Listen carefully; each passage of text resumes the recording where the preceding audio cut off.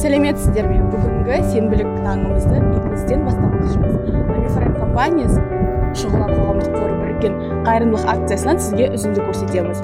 Бұл қайырымдылық акцияға сіздің де үлесіңіз қосылды. Себебі Lamifaren өнімнің әр сатылған данасынан қолмақты қаражат қайырымдылыққа бөлініп, бүгінге жүздеген отбасы кішігірім көмекке сіздің арқаңызда ие болады.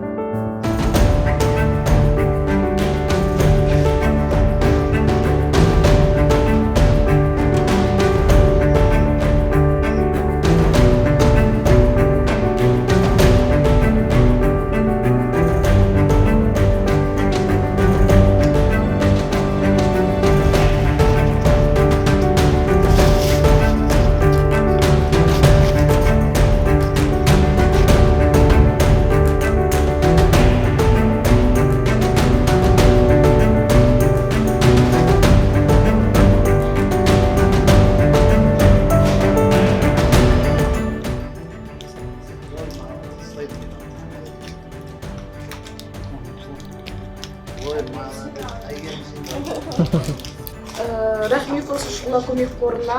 Қазіргі таңда мен жұмыссыз баламен отырған кезде көп көмектер тиіп жатыр маған.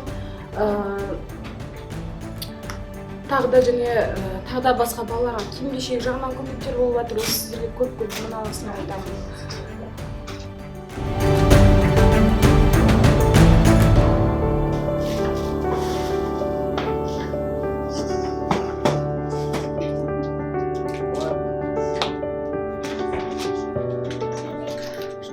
Мен көп балалы анамын, сіздерге көп рахмет, шұғыла қорына да көп рахмет, және Lamifaren компаниясына да көп алғысым шексіз.